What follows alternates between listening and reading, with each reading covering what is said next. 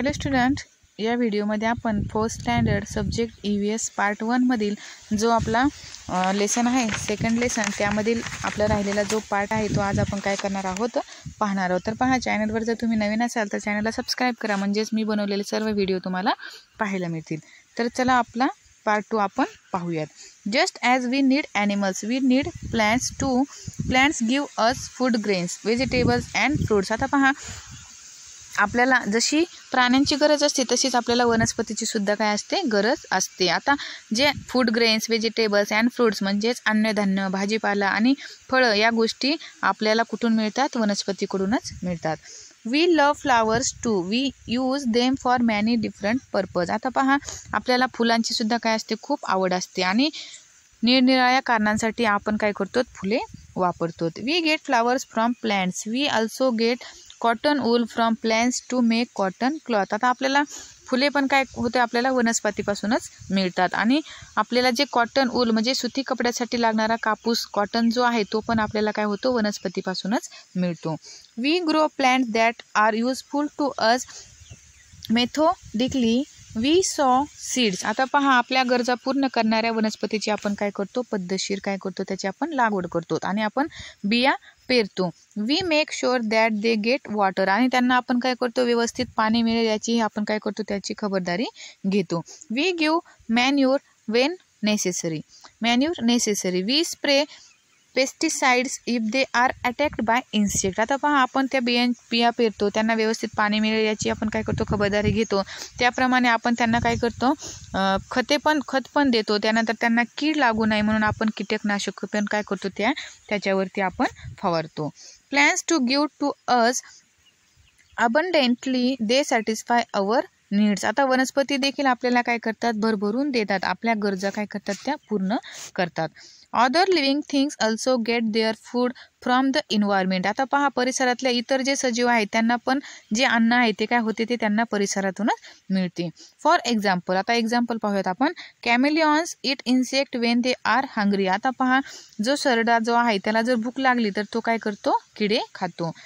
Some snakes eat mice and frogs. आता साप जे आहेत, काही प्रकारचे साप काय करतात, उंदीर आणि बेडूक खाऊन काय करतात, त्यांची भूक भागवतात। Tiger it dear. आता पहा, त्यानंतर वाघ काय करतो, हरणांना खातो। Goats and sheep eat leaves of plants, cattle eat grass. आता त्यानंतर शेळ्या मेंढ्या काय करतात, जो झाडपाला आहे तो खातात आणि गाई म्हशी काय करतात, गवत खातात। म्हणजेच जे सजीव आहेत आपल्याप्रमाणे जे इतर सजीव जे आहेत त्यांना पण काय होते, अन्न लागते आणि ते जे अन्न आहे त्यांना, सर्व सजीवांना ते अन्न काय होते, परिसरातूनच मिळते। त्यानंतर आता इथं पहा, न्यू टर्म्स। आता अर्बोरियल म्हणजेच वृक्षवासी।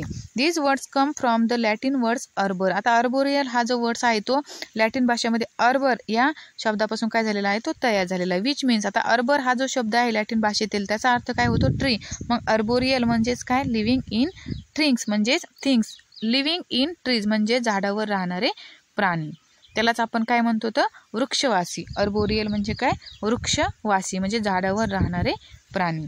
Animals likes monkeys and squirrels live on trees. आता पहा, माकडे आणि जे खारी आहेत, स्क्विरल म्हणजे कोण, खारा, असे प्राणी काय करतात, ते झाडावरच मुक्कामाला असतात।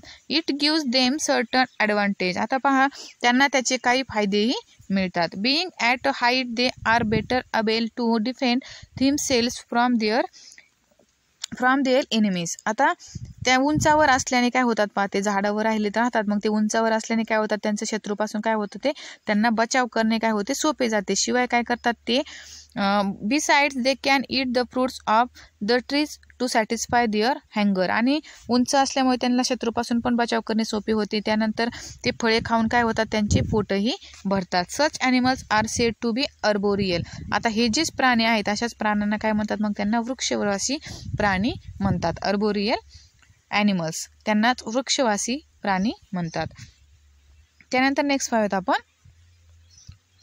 अननोविंगली they help the tree with whose support they live. आता पहा, ज्या झाडांच्या आधाराने ते जगतात ते काय करतात, त्यांना नकळत काय करतात, ते त्यांना मदतही करतात। As they move around here and there in the surroundings they spreads the seeds of the fruit they have eaten through their droppings. आता पहा, त्या झाडावरती ते राहतात, मग ते काय करतात, त्यांना मदतही करतात।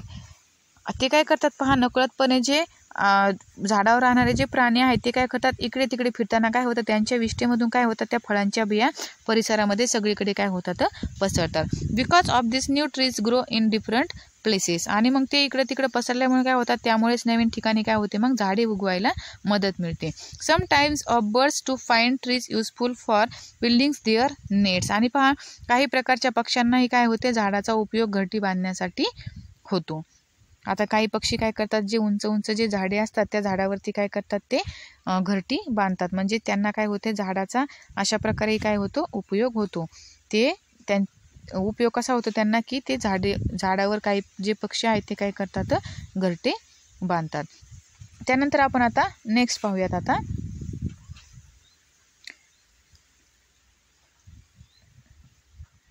Do you know.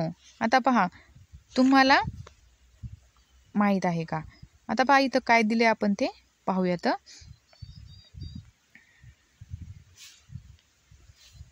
And egret rides on a buffaloes back. आता पहा, म्हशीच्या पाठीवर बगळा का बसतो.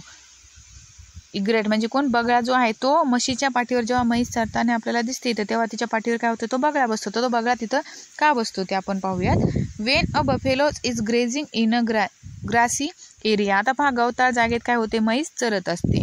You are very likely to see and egret riding on its back. What could be the reason for that. आता पहा, त्यावेळी काय होते पहा, आपल्याला हमखास तिच्या पाठीवर एखादा तरी बगळा येऊन बसतो हे आपल्याला दिसते. मग त्याचे कारण काय असेल तर पहा, a certain kind of egret feeds on different kinds of insect. आता पहा, निरनिराळ्या प्रकारचे जे कीटक असतात हेच काय असतात, त्या जो बगळा आहे त्यांचे काय असतात, ते अन्न असतात.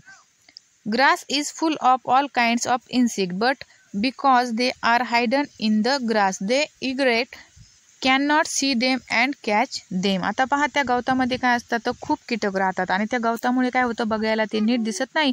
त्यामुळे बगळा काय करू शकत नाही, त्यांना पकडू शकत नाही. As the buffalo treads on the grass it frightens the insect which fly out of the grass. आता पहा, मग त्याच गवतात म्हैस चरायला येते. मग चरता चरता ती काय होते, ती चरण्यासाठी काय करते, तिचा पाय पुढे टाकते आणि तिचा पाय जिथे पडेल आणि मग ते काय होते, तिथालचे कीटक जे असतात ते काय होतात, घाबरून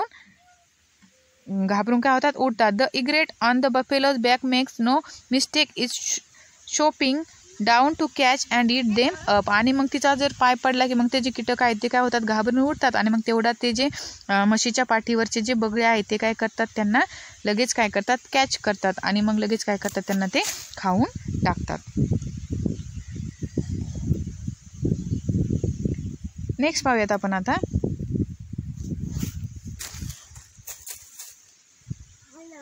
can you seasonal changes in living things. आता पहा, ऋतुमानाप्रमाणे सजीवामध्ये होणारे बदल. What is the Marathi name for mangoes blossoms. आता पहा, जे आंब्याच्या ज्या झाडेला जो फुलारा येतो त्याला काय म्हणतात, तर त्याला आपण काय म्हणतो, मोहर असे म्हणतात. Wien do mango trees blossom every year. आता हा वर्षाकाठी कोणत्या महिन्यात आंब्याला फुलोरा येतो, तर पहा, वर्षाकाठी तेव्हा पहा, हिवाळा सुरू असतानाच काय होतो, जे आंब्याचं जे झाड आहे त्या आंब्याच्या झाडाला काय होतं, फुलोरा येऊ लागतो. त्यानंतर पहा, does the banyan have leaves throughout the year. आता पहा, वडाच्या झाडाला वर्षभर पाने असतात का, तर हो, वडाचे जे झाड असते त्याला वर्षभर काय असतात, पाने असतात. We see frogs everywhere during the rains where do they disappear in summer. आता पहा, जे आपल्याला पावसाळ्यात सगळीकडे दिसणारे जे बेंडूक आहेत ते आपल्याला उन्हाळ्यामध्ये का दिसत नाही, तर ते का दिसत नाहीत, पहा, उन्हाळा संपला की लगेच काय होतं,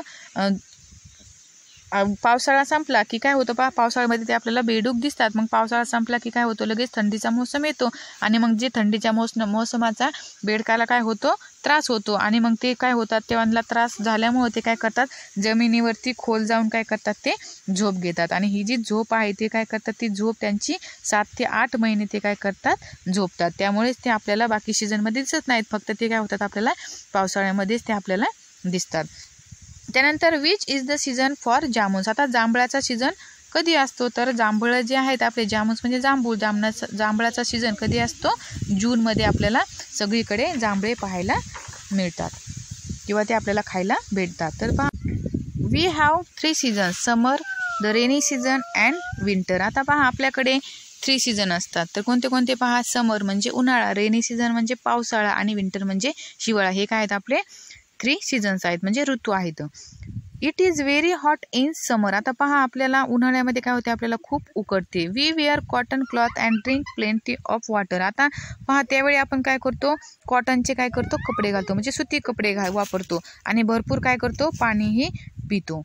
In the rainy season, we use umbrellas or different kinds of raincoats and hoods to avoid getting wet in the rain. आता त्यानंतर पहा रेनी सीझनमध्ये आपण काय करतो, बाहेर जाताना जे आपलं अंग भिजू नये म्हणून आपण काय करतो, अम्ब्रेला म्हणजे छत्री किंवा इरले हे आपण वापरतो आणि काही जण काय करतात रेनकोट पण वापरतात. In winter we wear woollens and other warms cloth to protect our selves from the cold. आता हिवाळ्यामध्ये काय करतो पहा आपण थंडी वाजू नये म्हणून आपण काय करतो, आपल्याला उभेचे कपडे आपण वापरतो, ज्याने की आपल्याला थंडी वाजणार नाही असे आपण उभेचे कपडे काय करतो आपण वापरतो. नेक्स्ट पाहूयात आपण आता, just as the 3 seasons affect us they affect all other living things too. आता पहा माणसावर जसा आपल्यावर जसा 3 ऋतूचा परिणाम होतो तसा तो इतर सजीवावरही होतो. We see this changes talking place in the living world every year after year. आता पहा सजीवसृष्टीत ऋतुमानाप्रमाणे होणारे बदल दरवर्षी आपल्याला काय होतात दिसतात. Winter in Maharashtra is also called the season of पानगळ. आता पहा हिवाळ्याचे वर्णन पानगळीचा ऋतू असेही करतात. The falling of leaves, that is because many trees shed their leaves in winter. आता पहा कारण हिवाळ्यात काय होतात, अनेक झाडांची पाने काय होतात गळून पडतात. The coats of many furry animals become thicker in winter. आता पहा ज्या प्राण्यांच्या अंगावर केस असतात त्यापैकी अनेक प्राण्यांच्या अंगावरचे केस काय होतात दाट होतात. This keep the warm in the cold season. Such growth of hair is especially noticeable in animals like sheep and sometimes of goats and rabbits. आता पहा त्यामुळे काय होते, त्यांचे थंडीपासून आपोआप काय होते रक्षण होते. आता त्याच्यामध्ये पहा मेंढ्या, काही प्रकारच्या शेळ्या आणि काही प्रकारचे ससे रॅबिट यांच्यामध्ये तर ही वाढ काय होते डोळ्यात भरेल इतकी असते. The end of winter is also the time for the mango trees to start blossoming. These blossoms are called मोहर in मराठी. त्यानंतर पहा आता हिवाळा सुरू असतानाच काय होते पहा आंब्याला ब्लॉसम म्हणजे काय, जो फुलोरा आहे तो काय होतो येऊ लागतो आणि त्यालाच मराठीमध्ये काय म्हणतात मोहर म्हणतात.